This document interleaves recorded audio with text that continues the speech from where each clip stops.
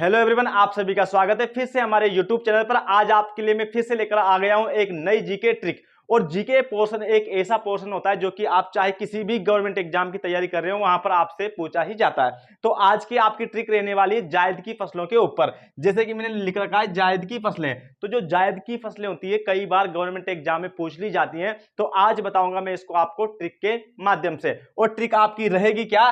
तो ट्रिक रहने वाली है आज ममता खीर में उल्टी कर लो। ट्रिक क्या रहेगी आपकी? ममता खीर में उल्टी कर लो। इससे आपको क्या होगा कि पूरी जो जायद की फसलें होती है वो आपको याद हो जाएंगी। जैसे कि फर्स्ट आपका जो टर्म है मम, इस मम का मतलब है यहां पर मूंग। तो जो मूंग की फसल होती है ये एक कैसी फसल मानी जाती है? तो ये मानी जाती है एक जायद की फसल, आप याद रखेंगे।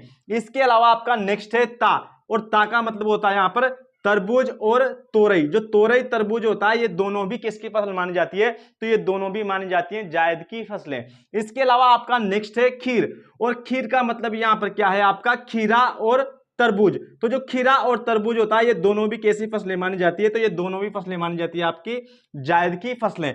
तो आपको ये भी याद रखना है कि जो मूंग होता है ये भी जायद की फसल होती है, तरबूज तोरई भी होती है, खीरा और खरबूजा भी होता है। इसके अलावा आपका नेक्स्ट है ऊ, और ऊ का मतलब है यहां पर उड़द। तो जो उड़द होते हैं ये भी किसकी फसल होती है? जायद की फसल होती है, ये भी आप याद रखेंगे। इसके अलावा आपका नेक्स्ट है ल, और ल का मतलब होता है लौकी, यानी कि लौकी भी किसकी फसल होती है? जायद की। नेक्स्ट है फिर आपका टी, और टी का मतलब होता है यहां पर टमाटर। तो जो टमाटर होता है ये भी एक कैसी फसल मानी जाती है? तो ये भी मानी जाती है एक जायद की फसल। इसके अलावा आपका नेक्स्ट है यहां पर कर, और कर का मतलब है यहां पर ककड़ी। तो जो ककड़ी होती है ये भी किसकी फसल मानी जाती है? तो ये भी मानी जाती है जायद की। इसके अलावा नेक्स्ट है आपका लो, और लो का मतलब होता है आपका लोबिया। तो जो ये सभी फसलें मैंने आपको बताई है, मूंग तरबूज तोरई खीरा खरबूजा उड़द लौकी टमाटर ककड़ी लोबिया, ये सभी किसकी फसल है? तो ये सभी फसल मानी जाती हैं जायद की। तो ये सभी फसलें आपको याद रखनी है। अब नेक्स्ट क्वेश्चन, जायद की फसलों से क्या बनता है कि ये बोई कब जाती हैं? तो वो भी मैं आपको बताता हूं कि जो ये जायद की फसलें होती है ये बोई कब जाती है? तो ये बोई जाती है फरवरी से मार्च तक। तो ये पॉइंट भी आपको याद रखना है कि फरवरी से मार्च तक क्या बोई जाती है आपकी जायद की फसलें।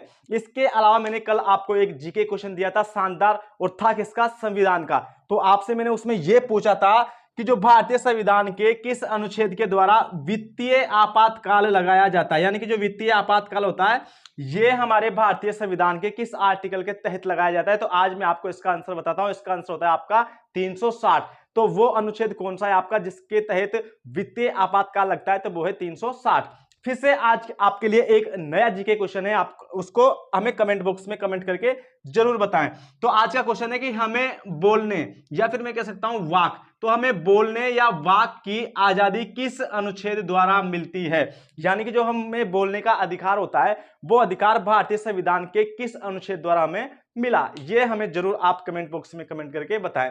Thank you. आई होप कि आपको वीडियो पसंद आया होगा। अगर वीडियो पसंद आया तो हमारे चैनल पर अगर आप पहली बार हैं तो चैनल को सब्सक्राइब कर लें, और इस वीडियो को अपने दोस्तों के साथ शेयर भी जरूर करें। Thank you. स्वस्थ रहो, मस्त रहो। जय हिंद, जय भारत। मिलते हैं नेक्स्ट वीडियो में।